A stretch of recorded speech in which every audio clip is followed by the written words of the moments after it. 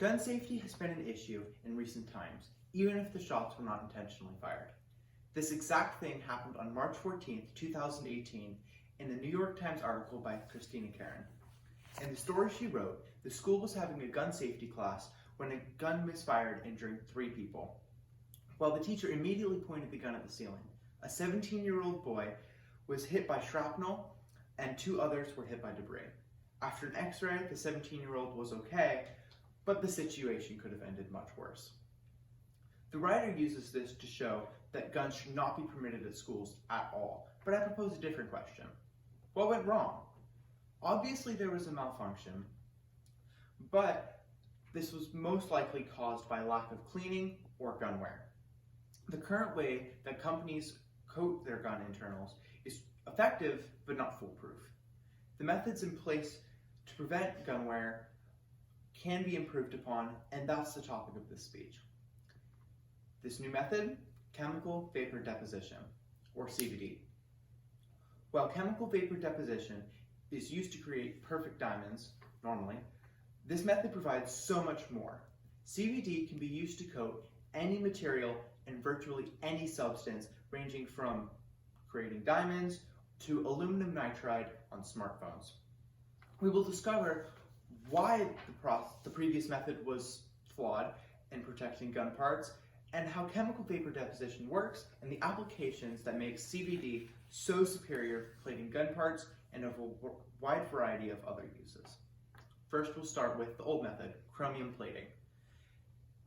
It's currently used to coat gun barrels and other internals, and this is achieved using electroplating. This is done by putting 2 electrodes into some sort of solution, and on one side you have chromium, and on the other you have your parts. An electrical current is run through, and the chromium transfers from its base over onto the parts. It's cheap, it's effective, but it's not perfect.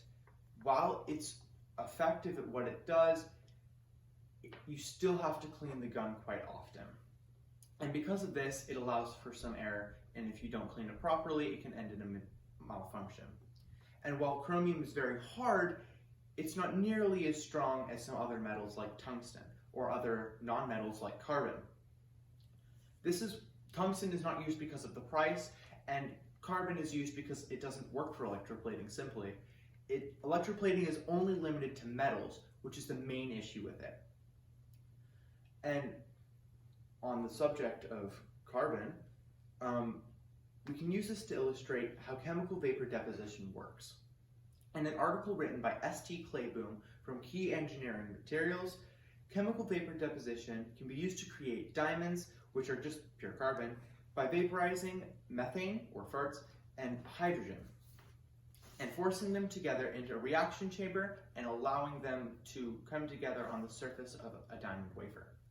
It slowly grows up from there, and without using much energy, it can create a very pure diamond. And while it can be used to do that, it's used for so many more things. And the only thing that comes close to it is electroplating, but as we've shown, it's only used for metals. Non-conductive materials can't be used, and this is what makes it so revolutionary. So, what are some applications for it? First, we'll go to the gun barrels from the previous topic. Coating the inside of a gun barrel in an article was written in an article on February 3rd, 2020 by the Journal of Engineering. Duralar Technology LLC have filed for a patent on carbon plating gun barrels and will be using chemical vapor deposition. This will drastically increase the lifespan of the gun and the wearability, allowing it to give better performance with less cleaning needed. This means there's less of a chance for things going wrong and less of a chance for the gun to misfire. This prevents the accident that happened at the school in California, meaning we don't even have to have that discussion at all. Another application is creating pure diamonds, as seen in the example. This means that we can buy these expensive items at a fraction of the price without sacrificing any quality. Chemicals and Chemistry released an article on February 20th, 2020 saying aluminum nitride on vertical sidewalls can be used to implement piezoelectric in-plane actuation. This admittedly is not an easy sentence, but what they're trying to get across is fairly simple. What they mean is that aluminum nitride is not an easily applicable substance because it's a non-metal, and it can be used to generate an electrical charge when a force is applied. This can be used in mechanical applications and in iPhones to sense temperatures and humidity. Coating gun barrels in carbon and sidewalls in aluminum nitride may seem like extremely technical applications, but having these will hugely impact your life. Without aluminum nitride, we wouldn't be able to sense the temperatures of our motherboards and our iPhones, leading to overheating in an instant, so your iPhone couldn't work. And once chemical vapor deposition is implemented in gun internals, it will be the new standard and we will see a drop in misfires. So, in conclusion, CVD is an incredible technology because of its wide variety of applications.